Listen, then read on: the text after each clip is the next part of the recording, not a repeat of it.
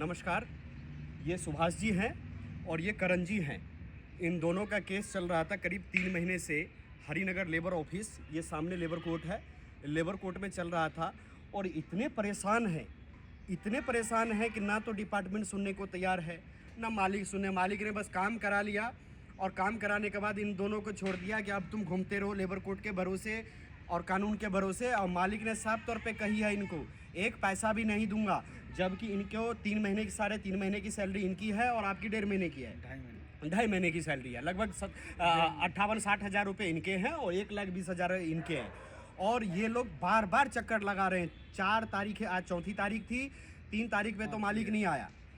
और इससे पिछली डेट पे किसी कारणवश मैं नहीं आ पाया था, मेरे ज़्यादा केसेस थे दूसरे कोर्ट में। मैं इनको कहा था एक बार छोटी सी डेट ले लेना, अगली डेट पे बातचीत होगी। तो कंपनी ने अपना एक सीनियर वकील भेजा और उस वकील साहब का कहना ये था कि हमारा जो है 40 लाख रुपए का इन्होंने नुकसान कर दिया, इस वजह से हम इनका पैसा सैलरी नहीं देंगे। दूसरी बात, इस कोर्ट के अंदर में इनकी जुडिशियल नहीं पड़ती है क्योंकि इनकी 40,000 सैलरी है। तो मैंने उसका कटाक्ष किया और मैंने उनको नियम भी बताया कि LLB लॉ कायदे से आपने की है, लॉ मेरे से ज़्यादा उम्र में भी आप बड़े हो और जानकारी भी ज़्यादा रखते हो, लेकिन आपको इतनी जानकारी भी नहीं है कि अगर सैलरी कोई किसी का रोकता है तो शॉप एंड इस्टेब्लिशमेंट एक्ट इसके अंदर में आता है, दिल्ली दुकान एवं संस्था 1954 के अंदर में। और ये एक्ट कहती है कि अगर आपका सैलरी बकाया है तो कोई भी बकाया सैलरी आपका रोक नहीं सकता, वो यहाँ पे करेगा। अगर पे नहीं करता है, किसी तरह से घुमाने की कोशिश करता है, तो लेबर कोर्ट उसके अगेंस्ट ऑर्डर पारित करेगी। अब जरा इनसे इनकी बात पूछिए कि किस स्थिति में है। इनकी आपकी माता जी की भी देहांत हो गई थी। सभी को मेरा नमस्कार। दर्शकों को मैं ये कहना चाहूँगा, टिस्कन प्रोजेक्ट में जॉब कर रहा था अकाउंटेंट का। सैलरी तो मेरे को देता रहा, लेकिन 3-4 महीने, जब फरवरी महीने का टाइम आया था उससे मैंने जम्मू में भेज दिया था। जम्मू के बाद से मेरी सैलरी 10,000, कभी 15,000 ऐसे करके सभी स्टाफों को देता रहा। और जो है कि मेरी सैलरी 3.5 महीना की ड्यू हो गई है, 1,20,800, जो कि हम लेबर कोड के चक्कर काट रहे हैं। जो कि आज 4थी डेट है। पहली डेट पड़ी थी 20 जनवरी को, उसके बाद 4/2 को, उसके बाद 6/2 को, उसके बाद 12/2 को, आज 17/2 की डेट पड़ी हुई थी। आज भी कोई फाइनल नहीं हुआ। तो हमें सभी दर्शकों से मेरा रिक्वेस्ट है कि टिस्कन प्रोजेक्ट में जो भी व्यक्ति काम कर रहे हैं वो अपनी सैलरी निकालने के चक्कर में रहें।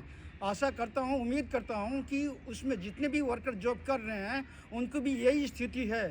सभी वर्करों को मैं यही कहूँगा, दूसरे के साथ ना हो, इनके कहने का मतलब के साथ ना हो, ऐसा कहानी दूसरे के साथ ना हो। अगर ऐसा होता तो आप लोग भी कोर्ट में आने की कोशिश करें। बिल्कुल दिक्कत होगी तो कोर्ट किस लिए बनाया गया? मजदूरों के लिए। मेरा नाम करण है, मैं भी अकाउंटेंट का जॉब करता था।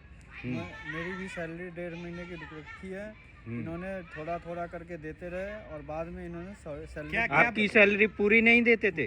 पूरी नहीं देते थे, काट के पैसे देते थे। और आज क्या बताया आपके बारे में कि 40 लाख, बताइए जरा। कि इन्होंने 40 लाख का नुकसान कर दिया, जबकि मेरा उसमें कोई रोल ही नहीं है। वो काम इंजीनियर का था जिसको इंजीनियर सेटल करते, फिर बाद में वो पैसा अकाउंट्स के लिए जाता। मगर मेरे को इन्होंने भेज दिया, इंजीनियर को भेजा नहीं। और मैंने कागज़ लेके आया तो ये कह रहे हैं कि मतलब तूने नुकसान कर दिया 40 लाख का, जबकि ये वहाँ पे काम छोड़ के आ गए थे। उन्होंने सारा मिनट सब वो बनाया था और उस पर मेरे से साइन कराया कि ये रिसीविंग दे दो मुझे। बस मैं इतना ही किया हूँ, मैं सर कोई नुकसान नहीं किया था। उन्होंने झूठा इल्ज़ाम लगा रहे हैं मेरे। अच्छा सर, उसका क्या पेपर लगाया है इन्होंने? अभी पेपर लगाया, उन्होंने अपना रिप्लाई फाइल करने के लिए आए थे। जो कंपनी का एडवोकेट थे वो रिप्लाई फाइल करने के लिए यहाँ आए थे, लेकिन मैंने उनका रिप्लाई नहीं लिया। रिप्लाई लेने से मैंने मना कर दिया, इसलिए क्योंकि ये सैलरी का केस था। 3 महीने 2 महीने की सैलरी है, आप सैलरी पे करिए और इस विवाद को ख़त्म करिए। लेकिन उन वकील साहब का कहना ये था कि ये रिप्लाई ये है कि आप ये एडमिनिस्ट्रेशन में काम कर रहे थे, लेबर में नहीं आते हैं।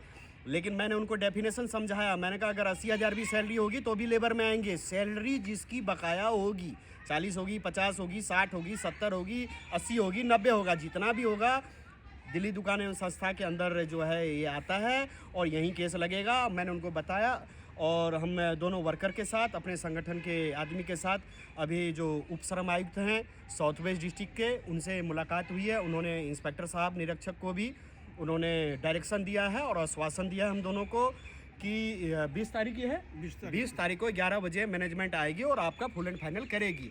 अगर 1% फुल एंड फाइनल नहीं करेगी तो उनके अगेंस्ट आपका कागज़ देखने के बाद हम उनके अगेंस्ट आदेश पारित करेंगे। इतनी बात हुई है। बाकी अब कानून पे इनको भरोसा है, ये संगठन के पास है, संगठन पूरी मदद करेगी, कोई दिक्कत नहीं। नमस्कार।